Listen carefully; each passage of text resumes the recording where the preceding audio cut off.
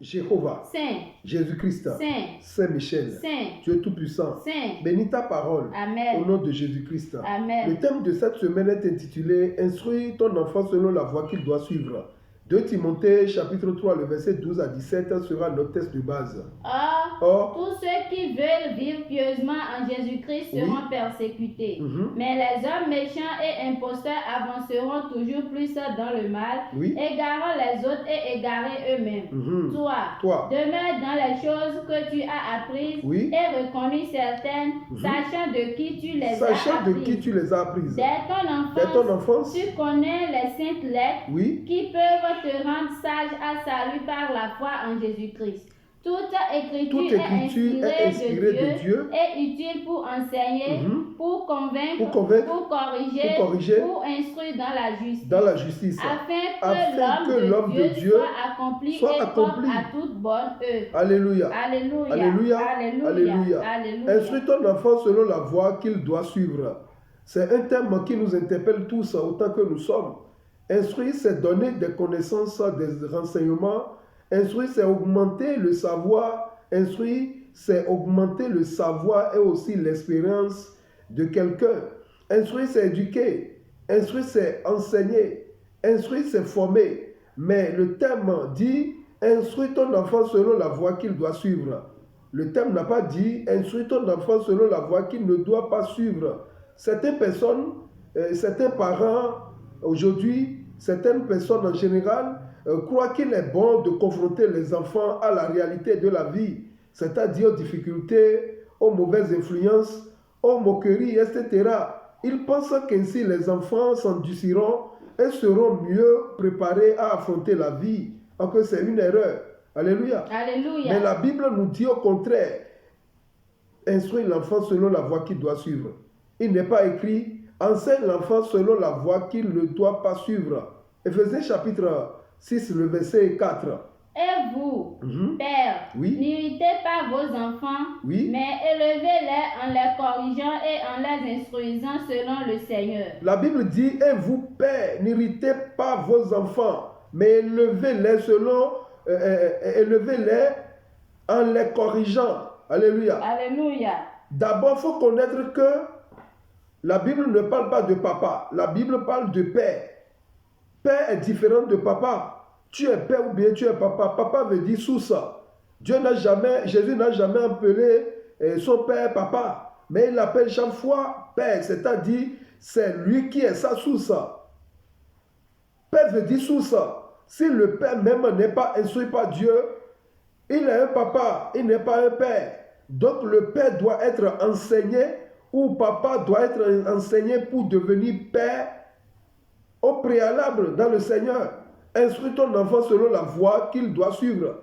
Ce thème appelle les parents à être attentifs au caractère particulier de chacun de leurs enfants. Alléluia. Alléluia. Et à leur donner une formation qui pourra leur être utile lorsque Dieu les appellera à son service. Les parents aujourd'hui veulent être aimés de leurs enfants. Et c'est une erreur. Les parents veulent être aimés de leurs enfants. Cette erreur les entraîne à toutes sortes de faiblesses et de facilités. D'autres payent des portables de marque chers, iPhone à leurs enfants. D'autres des motos, d'autres des habits qui coûtent très cher. D'autres donnent beaucoup d'argent à leurs enfants. Et c'est une erreur. Indirectement, ce thème parle d'abord d'éducation des parents eux-mêmes, pas d'abord les enfants. Deutéronome chapitre 6, le verset 6 à 9. Et ces commandements que je te donne aujourd'hui seront dans ton cœur. Tu les inculqueras à tes enfants et tu en parleras quand tu seras dans ta maison. Quand tu iras en voyage, quand tu te coucheras et quand tu te lèveras. Tu les lieras comme un sillon sur tes mains et ils seront comme des frontaux entre tes yeux. Alléluia. Alléluia. Alléluia. Alléluia. Alléluia. Alléluia. Sur ta main, l'activité, au milieu de tes yeux comme frontaux, la pensée. Mais d'abord, ça doit être dans ton cœur. Serrons la parole de Dieu dans notre cœur. Deutéronome chapitre 6, là, le verset 5. Tu aimeras l'Éternel, ton Dieu, de tout ton cœur, oui, de toute ton âme, oui, et de toute ta force. C'est ça, ce qui est semé dans le cœur de l'enfant, dès sa jeunesse, ça demeure en lui. Le cœur des enfants est comme une jeune terre, très fertile et vierge. Ce que l'on y plante va prendre racine, pousser et porter des fruits.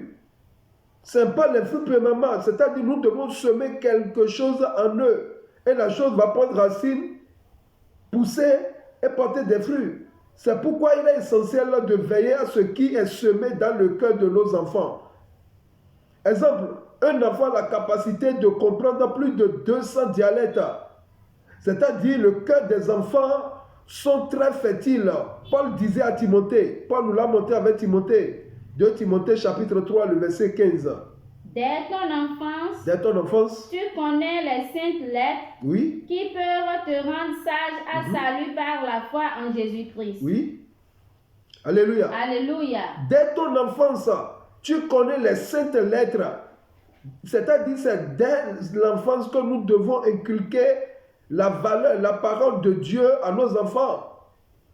Dans ce verset, Paul est en train de féliciter indirectement les parents de Timothée, notamment Eunice, qui est sa mère, et sa grand-mère, qui est Loïs. 2 Timothée chapitre 1, le verset 5. Gardant le souvenir de la foi sincère qui est en toi, oui, qui habita d'abord dans ton âme, Loïs, et dans ta mère Eunice, voilà, et qui, j'en suis persuadé, habite aussi en toi. Alléluia. Alléluia. Entraînons les enfants, non pas dans la voie où ils voudraient prendre, où ils voudraient aller. Non. La voie qu'ils voudraient aller, celle de leur cœur, est déjà corrompue. Mais instruisons-les sur la voie qu'ils doivent emprunter, la voie du Seigneur. Proverbe chapitre 22, le verset 15.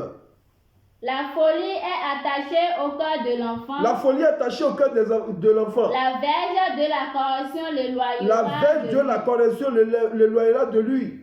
Les enfants sont des personnes naïves, ayant un caractère enfantin. D'ailleurs, un homme, l'homme grand âge, est une plante née courbée vers le mal. L'homme est né comme une plante courbée vers le mal. Si dans l'enfance rien n'a été fait jusqu'à 12 ans, les enfants deviennent très souvent irrécupérables. Alléluia. Alléluia. Donc dès que possible, chaque enfant doit être conduit sur la voie de Dieu, doit être conduit par ses parents à avoir la connaissance du Sauveur. En tant que parents, nous devons amener nos enfants à faire confiance au Seigneur et à lui confier toute leur vie. D'où vient le thème? Instruis ton enfant selon la voie qu'il doit suivre. D'où vient le thème? Instruis ton enfant selon la voie qu'il doit suivre. Comme exemple, nous pouvons prendre la vie ou l'histoire de Anne et de Samuel. 1 Samuel chapitre 1, le verset 23. Elkanah, oui? Son mari lui dit, fais ce qui te semblera bon, attends de l'avoir sévré. Oui? Veille seulement, l'Éternel accomplit sa parole. Et la femme resta et allaita son fils jusqu'à ce qu'elle le sévra. Alléluia. Alléluia. Quand Anne disait qu'elle donnerait Samuel à l'Éternel lorsqu'il serait sevré, elle ne voudrait pas dire sevré du lait maternel. Non, mais plutôt sevré de sa mère. Dans le sens que Samuel pourrait s'adapter sans son aide lorsqu'il sera à l'église, lorsqu'il sera dans le sanctuaire de l'Éternel. Ce n'est pas la peine d'amener des enfants impolis devant Dieu qui crient à longueur de journée à l'église. Alléluia. Alléluia. Les enfants qui chient partout, qui urinent partout à l'église, non. Être sevré ne veut pas dire, parce que normalement, un enfant qui veut être sevré doit avoir au plus 2 ans. Mais ce n'est pas d'amener des enfants de 2 ans à l'Éternel. Alléluia. Alléluia. Samuel avait 12 ans lorsqu'il fut donné à l'Éternel. Il est intéressant de remarquer que Jésus aussi était âgé de 12 ans lorsqu'il se présenta au temple de Jérusalem. Luc chapitre 2, le verset 42. Lorsqu'il fut âgé de 12 ans, oui, ils y montèrent selon la coutume de la fête. 12 ans. Alléluia. Alléluia. 12 ans. Ce n'est pas 2 ans, ce n'est pas 3 ans, 12 ans. Chez les Juifs, jusqu'à aujourd'hui, un garçon qui a 12 ans est considéré comme un responsable. Comme exemple, 2 Rois chapitre 21, verset 1. Manassé avait 12 ans lorsqu'il est devenu roi. Oui. Manassé avait 12 ans lorsqu'il devint roi et il régna 50 ans à Jérusalem. 50 ans. Shadrach, Meshach, Abed-Nego et Daniel ont environ 12 ans lorsqu'ils ont été déportés à Babylone. 12 ans lorsqu'ils étaient déportés. Alléluia. Alléluia. Cependant, ils ont été bien instruits selon la voie qu'ils doivent suivre depuis Jérusalem. Une fois arrivés à Babylone, ces enfants, Shadrach, Meshach, Abed-Nego et Daniel, ces enfants refusaient de se comporter comme les Babyloniens et ne se sont pas prosternés devant leur Dieu. Ils ont montré qu'on les a enseignés. Si dans une génération le diable arrive à garder les enfants, à maîtriser les enfants, il a maîtrisé toute une génération. Daniel chapitre 3, le verset 17, 18, 19. Voici, notre Dieu que nous servons peut nous délivrer de la fournaise ardente, et il nous délivrera de ta main, ô roi. Ô roi, Sinon, sache, ô roi, que nous ne servirons pas tes dieux et que nous n'adorerons pas la statue d'or que tu as élevée. Merci. Voilà le résultat que ça donne lorsque les parents font leur devoir, comme cela se doit dans le Seigneur. Voilà le résultat que ça donne. Prions pour que chaque parent prenne ses responsabilités pour enseigner son ou ses enfants selon la voie du Seigneur. Chaque enfant qu'on enseigne est un homme qu'on gagne. Nous vivons dans un monde ténébreux, sans foi ni loi, où les lois iniques se mettent en place chaque jour. Davantage, lesbianisme, homosexualité, zoophilie, la pédophilie. Aujourd'hui, il y a porte-à-porte la perversion de notre génération. Alléluia. Alléluia. Voilà, nous devons veiller sur nos progénitures. Nous devons veiller. Aujourd'hui, on enseigne dans nos écoles, on enseigne à nos enfants le fa, le leba, etc. 1 Samuel chapitre 1, le verset 28. Nous devons être éveillés. Les parents, levez-vous, soyez éveillés, oui. Aussi, je veux le prêter à l'Éternel. Il sera toute sa vie prêté à l'Éternel. Merci. Écoutez Anne, je vais prêter à l'Éternel. Si nous ne prêtons pas nos enfants à Dieu, en les instruisant selon la voie de l'Éternel, tôt ou tard, le monde les avalera. Tôt ou tard, nous allons les prêter au diable. Si tu ne prêtes pas ton enfant à l'Éternel, si tu n'instruis pas ton enfant selon la voie qu'il doit suivre, la voie du Seigneur, tôt ou tard, il va emprunter la voie du diable. Continuons d'instruire nos progénitures et sachons les cadrer, les enseigner et les reprendre avec amour à la lumière de la parole. Comme ça, ils vont grandir dans la crainte de Dieu. Ils vont grandir dans la crainte de Dieu. Ils vont grandir avec la parole de Dieu, résistant aux ruses du diable. Comme Samuel d'ailleurs. 1 Samuel chapitre 2, le verset 26. Le jeune Samuel continuait à grandir, et il était agréable à l'Éternel et aux hommes. Agréable à l'Éternel et aux hommes. Voilà le résultat. Raison pour laquelle la parole de Dieu dit dans Proverbe chapitre 22, le verset 6, instruis l'enfant. Instruis l'enfant selon la voie qu'il doit suivre. Oui. Et quand il sera vieux, il ne s'en détournera pas. Mais ce verset est un avertissement, c'est-à-dire, si on éduque un enfant dans la voie qu'il choisit lui-même de suivre, il risque de devenir gâté, égoïste, plus tard dans la vie. Si tu vois un enfant gâté, un enfant égoïste, il a l'image de son père. Si le papa et la maman sont des impolis, mais l'enfant sera impoli au cube. Si c'est le père seul qui est impoli, l'enfant sera impoli au carré. La Bible dit clairement, ne vous y trompez pas, les mauvaises compagnies corrompent les bonnes mœurs. 1 Corinthiens chapitre 15, verset 33. Ne vous y trompez pas. Oui. Les mauvaises compagnies corrompent les bonnes mœurs. Merci, ne vous y trompez pas. Un papa qui se comporte à la maison comme un délinquant, un papa qui tape sa femme à longueur de journée, il est en train d'inclure cette pensée, d'inclure cette mauvaise œuvre dans la vie de son enfant. Jésus lui-même a été enseigné, a enseigné ses disciples par exemple, écoutez, ce que Jésus-Christ a dit, c'est ce qu'il a enseigné à ses disciples, Jean 5, le verset 19 à 20. Jésus reprit donc la parole et leur dit, oui. en vérité, je vous le dis, oui. le Fils ne peut rien faire de lui-même, oui. il ne fait que ce qu'il voit faire au Père et tout ce que le Père fait. Voilà. Le Fils aussi le fait pareillement. Voilà, il n'y a pas de mesure. Jésus même nous a donné l'exemple qu'il n'a rien fait selon lui, mais il fait ce qu'il a vu son Père faire.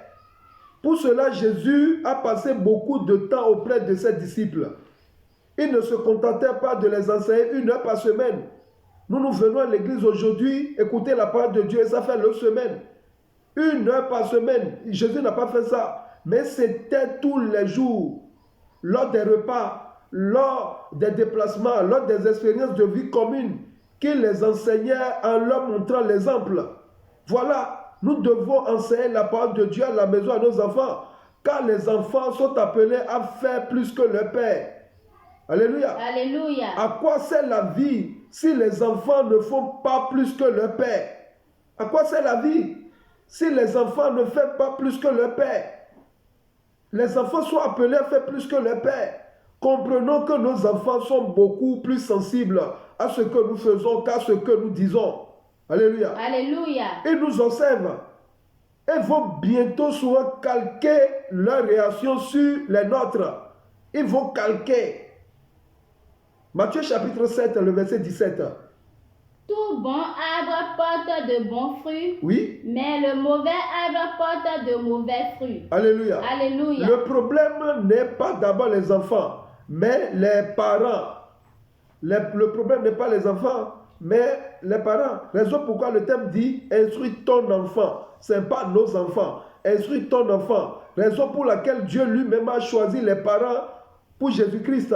Imaginons que Joseph et Marie ne connaissaient pas la voix de Dieu. Jésus allait être livré à lui-même. Alléluia. Alléluia. Proverbe chapitre 29, le verset 15. La verge et la correction donnent la sagesse. Oui. Mais l'enfant livré à lui-même fait honte à sa mère. Fait honte à sa mère. Alléluia. Alléluia. Comment Jésus allait grandir dans la sagesse, en statut et en grâce, dont a parlé Luc chapitre 2, le verset 52. Comment il allait grandir en sagesse et en statut et en grâce si ses parents étaient délinquants? Allez-y. Et Jésus croissait en sagesse, en statut et en grâce devant Dieu et devant les hommes, comme Samuel. Devant Dieu, devant les hommes.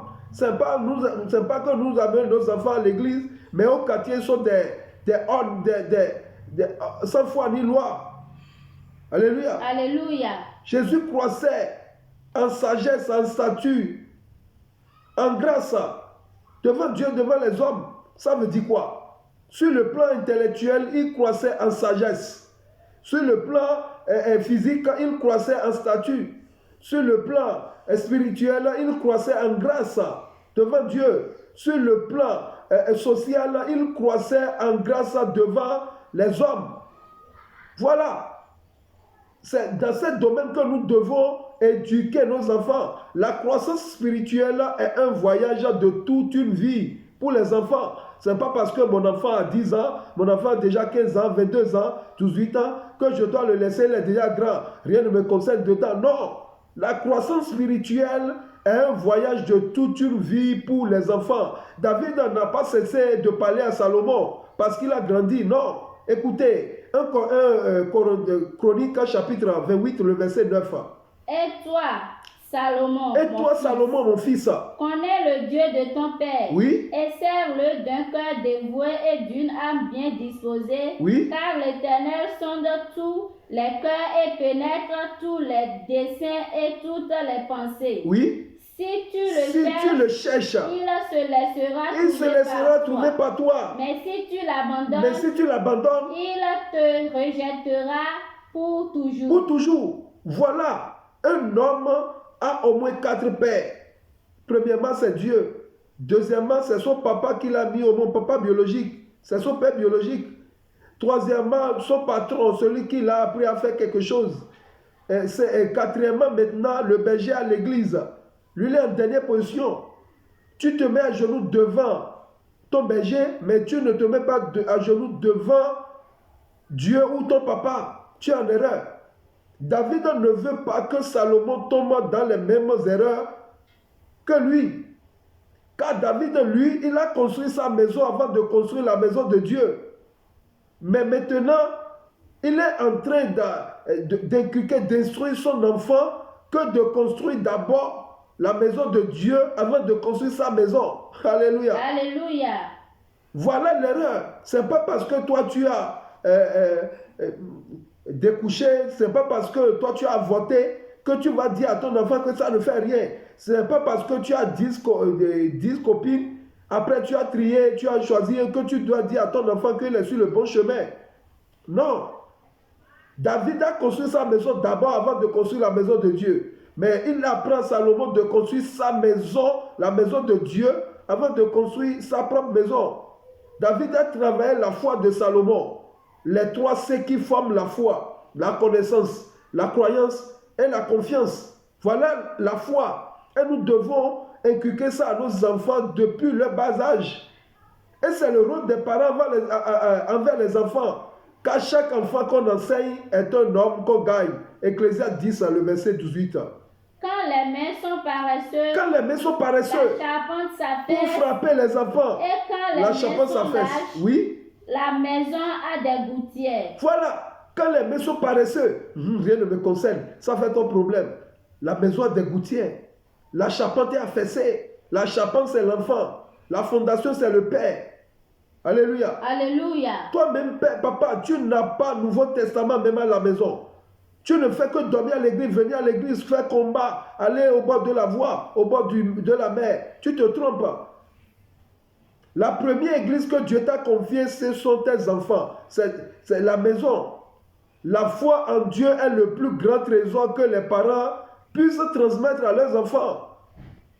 La plus grande richesse, c'est la foi en Dieu. Aujourd'hui, nous voyons les enfants qui portent de bagues, nous voyons les enfants qui sont dans les dépravations parce que leur père ne leur a pas inculqué la valeur de Dieu.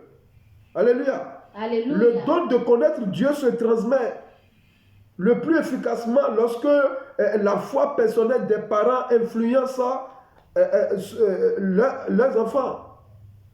Toi-même, père, tu n'as pas la foi en Dieu, tu ne pries pas, tu ne lis pas la Bible. Quelle génération tu veux laisser plus tard? Quelle génération? Va voir dans la Bible, Juge chapitre 2, le verset 10 à 13. Toute cette génération fut recueillie auprès de ses pères, oui. Et il se leva après elle une autre génération qui ne connaissait point l'Éternel, oui. Ni ce qu'il avait fait en faveur d'Israël. En faveur d'Israël. Allez-y. Les enfants d'Israël firent alors ce qui déplaît à l'Éternel, oui. Et ils servirent les Baals.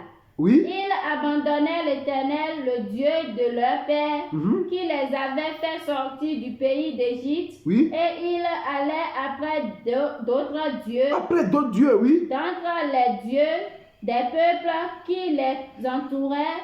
Ils se prosternaient devant eux. Et ils irritaient l'Éternel. Alléluia. Alléluia. Alléluia. Alléluia. Alléluia. Alléluia. Juge 2, le verset 10 à 13 là, parle de quoi?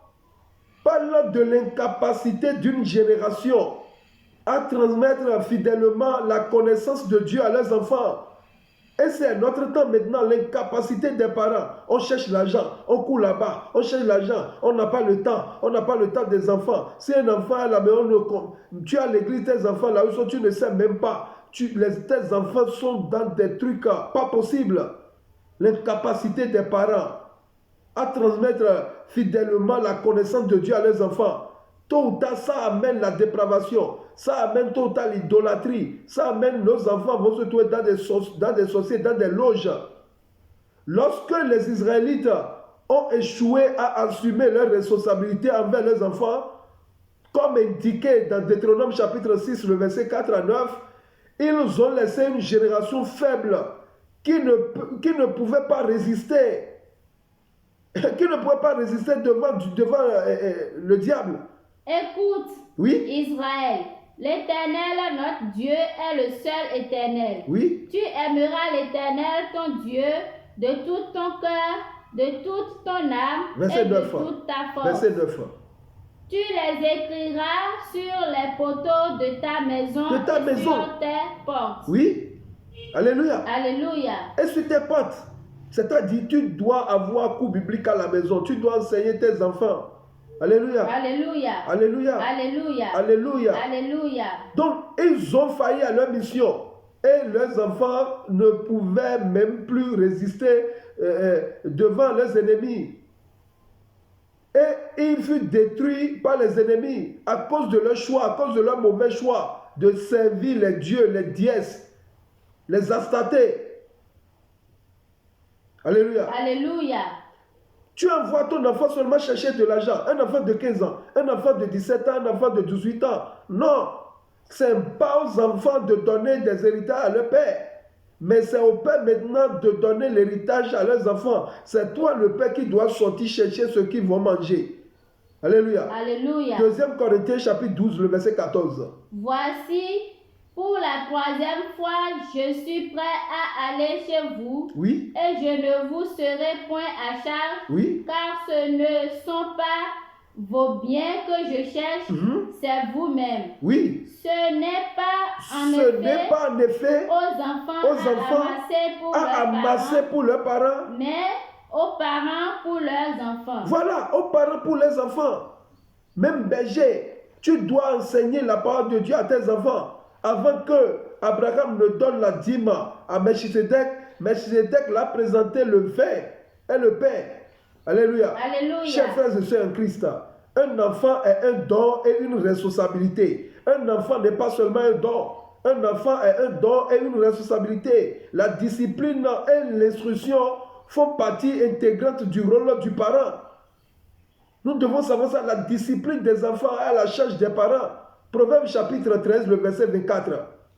Celui qui ménage sa verge est son fils. Oui. Mais celui qui l'aime cherche à le corriger. Voilà. Celui qui l'aime cherche à le corriger verbalement, avec l'action, ainsi de suite. Ce verset voudra dire ne pas corriger l'enfant quand il le mérite, c'est l'encourager à pécher et le conduire à la ruine. Alléluia. Alléluia. Et l'amener à la ruine, tu l'encourages à pécher. Regardez les enfants d'Élie. Élie parle seulement, il ne les frappe pas. C'est pourquoi le parent qui ménage sa verge peut croire qu'il aime l'enfant. Mais Dieu estime quant à lui qu'il le hait. Alléluia. Alléluia. La parole de Dieu déclare, châtie ton fils, car il y a encore de l'espérance. Alléluia. Alléluia. Mais ne désire pas le faire mourir. Le faire mourir, c'est comment? Ne pas parler, ne pas insister. Ton enfant vole, on vient à la maison, tu payes la chose et tu prends ton enfant. Tôt ou tard, il sera un grand braqueur. Que Dieu nous épargne. Amen. Soyez bénis. Amen. Au nom de notre Seigneur Jésus-Christ. Amen. Jéhovah. Saint. Jésus-Christ. Saint. Saint-Michel. Saint. Tu es tout puissant. Saint. Bénis ta parole. Amen. Ta parole a été libérée. Bénis les cœurs. Amen. Au nom de notre Seigneur Jésus-Christ. Amen. Amen. Amen. Amen. Au nom de notre Seigneur Jésus-Christ. Alléluia. Alléluia. Alléluia. Alléluia. Alléluia. Alléluia. Alléluia. Shalom.